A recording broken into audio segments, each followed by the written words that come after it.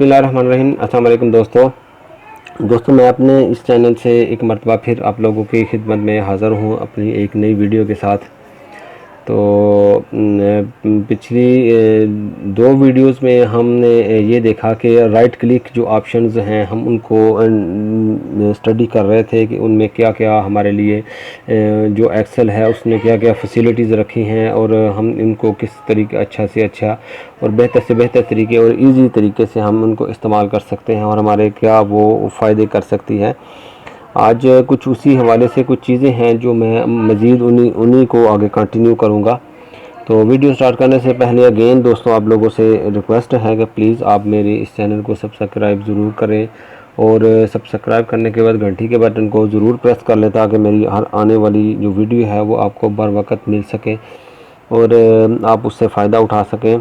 तो दूसरा दोस्तों मेरी आप लोगों से प्लीज़ रिक्वेस्ट ये भी है कि प्लीज़ मेरी इन वीडियोस को अपने दोस्तों के साथ शेयर करें, कमेंट्स करें। अगर आपको कुछ समझ नहीं आ रही है तो आप मुझे कमेंट्स करें या कोई चीज़ उसमें उनको मिस हो रही है मुझे बताएं, मैं इंशाल्लाह उस पर या वीडियो बना लूँगा या आपको मैं वैसे बता दूँगा।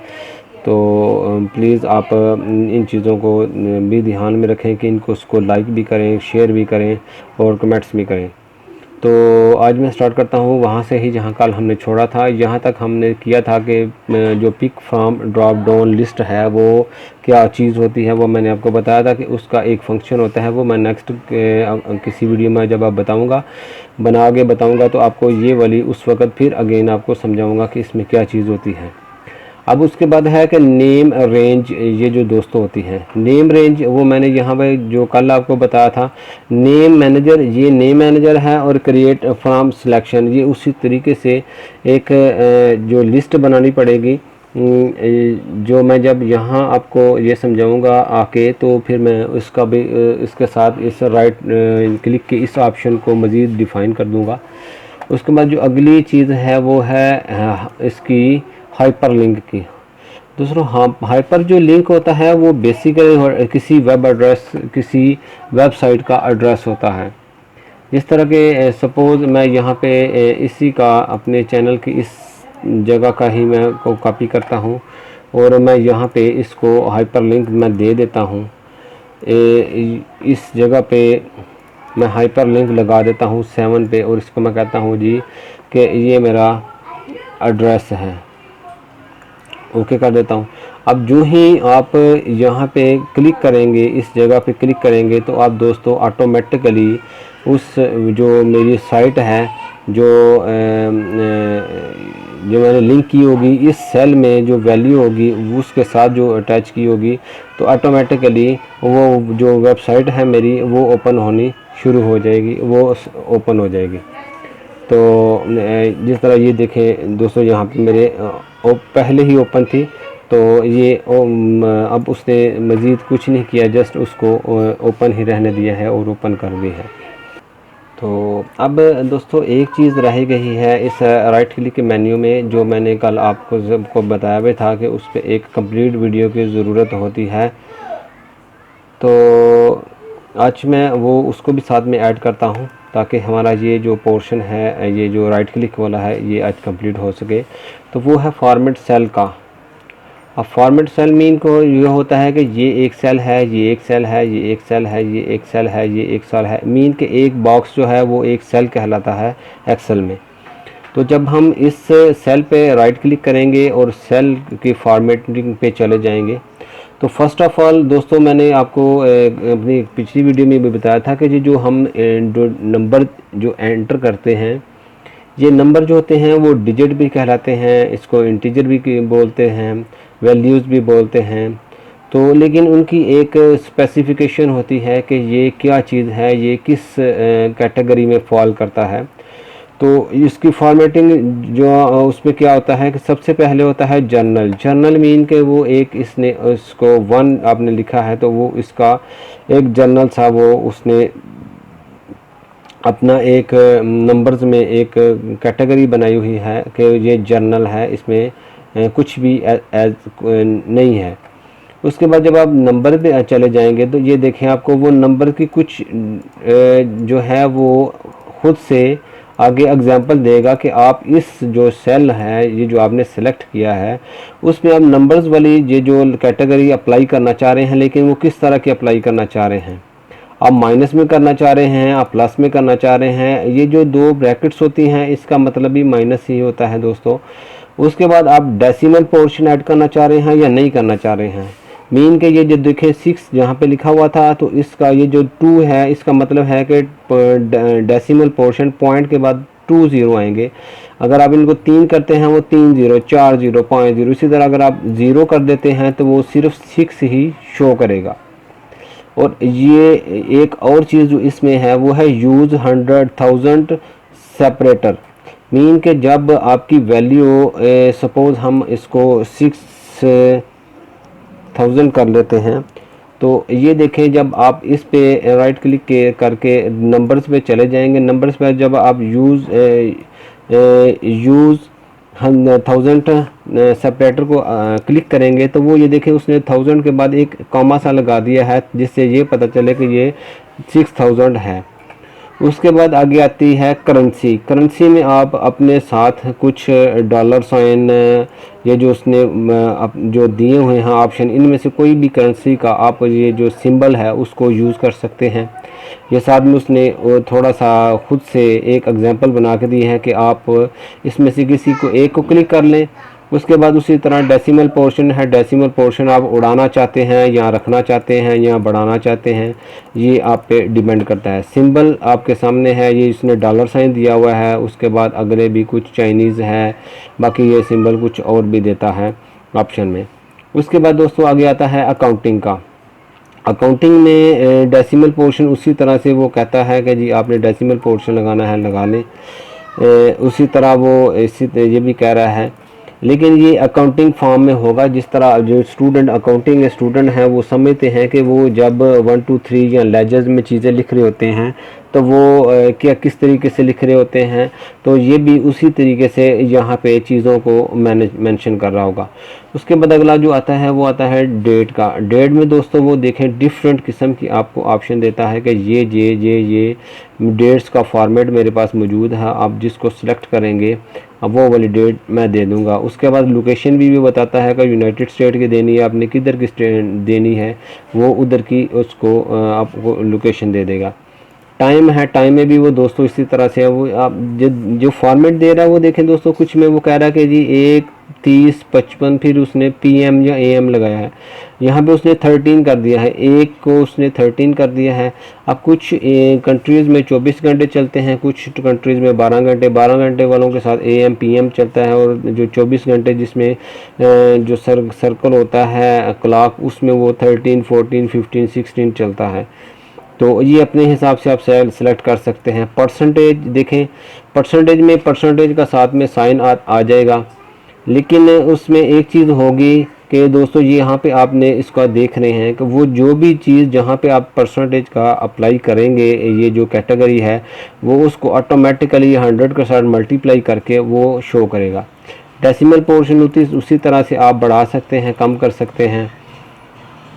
उसके बाद फ्रिक्शन है। फ्रिक्शन जो है ये भी उसने यहाँ पे कुछ कैटेगरीज दे दी हैं कि आप इनमें से जो भी आप सिलेक्ट करना चाह रहे हैं वो कर सकते हैं। साइंटिफिक ये चीज़ जो है, ये थोड़ा सा जो साइंस सब्जेक्ट पढ़ने वाले हैं उनको इस बारे में थोड़ा सा ज़्यादा पता होगा कि ये वो कुछ इस तरह की फिगर्स आ जाती है। आगे है टेक्स्ट। ये दोस्तों जो चीज़ टेक्स्ट की है, टेक्स्ट मीन क्या होता है कि टेक्स्ट जहाँ पे आपने जिस पोर्शन पे आप टेक्स्ट वगैरह अप्लाई कर देते हैं उस पे किसी और चीज़ का, किसी एक्सेल के किसी भी जो है फंक्शन उसका अप्लाई उस तरह से नहीं हो पाएगा। इस तरह से आप यहाँ पे इसको टेक्स्ट करते हैं तो मीन के वो इसको कंसीडर करेगा कि आपने ABCD लिखा हुआ है, आपने ये फिगर्स नहीं लिखी हुई। समटाइम दोस्तों इस तरह होता है क्योंकि हमारे पास वैल्यूज़ को इस तरह की आ जाती हैं कि जब हम उन पे फार्मूला अप्लाई करते हैं तो वो फार्मूला अप्लाई करने के बाद उसको वो वैल्यूज़ की वजह से उसमें प्रॉब्लम्स आनी शुरू हो जाती हैं। तो उन प्रॉब्लम्स को फिर सॉल्व करने के लिए हम क्या करते हैं कि उस वैल्यू को हम टेक्स्ट कंसीडर करवा देते हैं कि भाई ये जो है ये टेक्स्ट इसको कंसीडर कर, और उसके बाद जो है ना अगला इस पे जो फार्मूला हम अप्लाई करते हैं वो करते हैं, जिससे वो जो प्रॉब्लम्स आ रही होती हैं वो फिर नहीं आती हैं। तो इस हवाले से मैं नेक्स्ट आपको किसी वक्त जो है वो एक प्रोग्राम जो है एक फॉर्मेट सा बना के उसमें दिखाऊंगा कि किस तरीके से ये चीज़ इसका स्पेशली इसका ज़रूर मैं बताऊंगा कि ये किस तरह से इसका हमें अफेक्ट हो सकता होता है। उसके बाद स्पेशल है, स्पेशल में वही ज़िप कोड वगैरह अगर आपने सेल में एंटर करना है।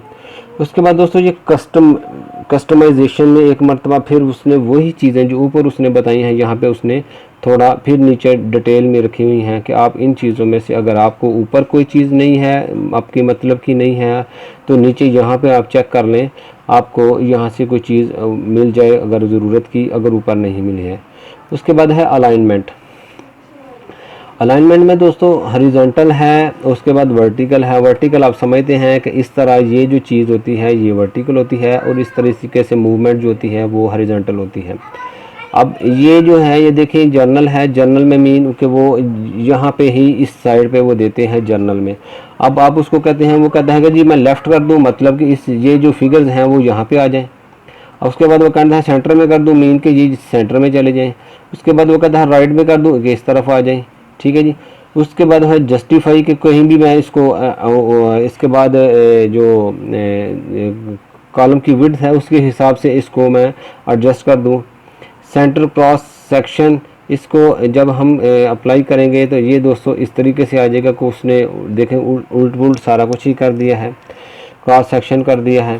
तो ये चीज़ है कि यहाँ से आप अपनी मर्ज़ी से कुछ चीज़ें जो हैं वो कर सकते हैं। बॉटम ये जो है वर्टिकल में मीन क्या होता है कि वर्टिकल में मैंने आपको बताया कि ऊपर से नीचे को मूवमेंट होती है। ये भी उसी तरह बता रहा है कि टॉप पे आपने रखना है, सेंटर पे रखना है, बॉटम में रखना है, जस्टिफाई करना है, डिस्ट्रीब्यूटेड करना है।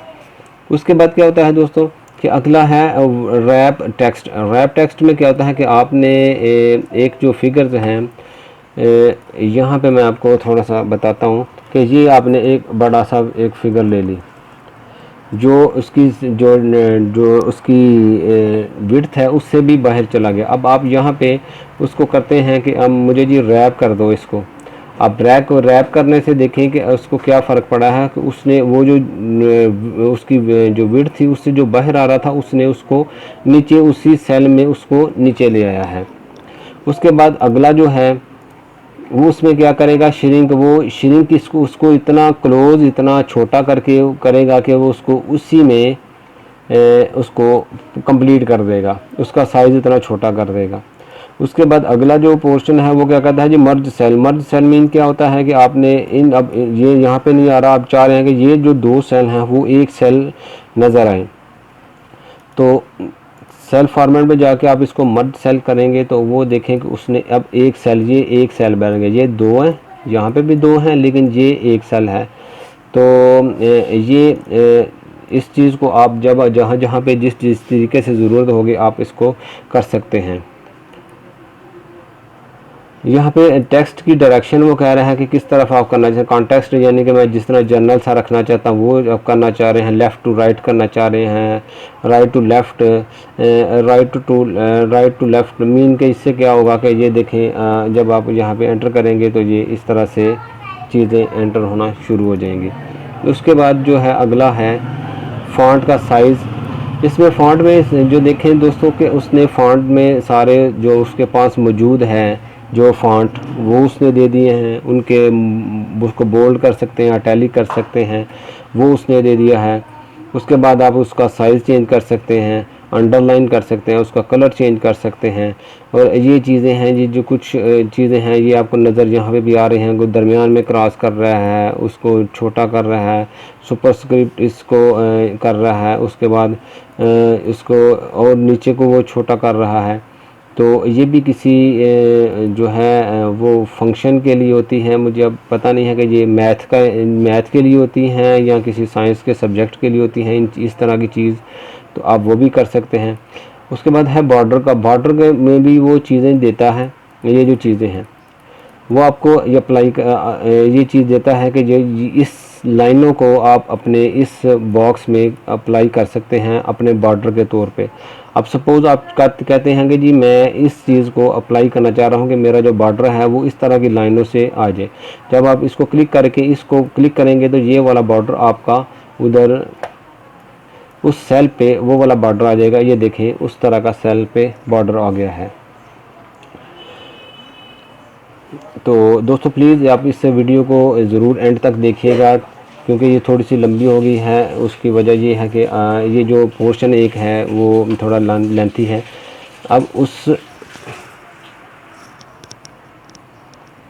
अब उसमें ये है कि जब आप उसकी लाइन जो लाइन है उसका कलर आप चेंज कर सकते हैं, अपनी मर्ज़ी से उसका कलर चेंज कर सकते हैं। तो उसके बाद है फिल मीन कि आप सेल को किसी भी इसके साथ आप कलर के साथ उसको फिल कर सकते हैं, उस की ऑप्शन को उसके कलर को चेंज कर सकते हैं और पैटर्न को चेंज कर सकते हैं कलर का।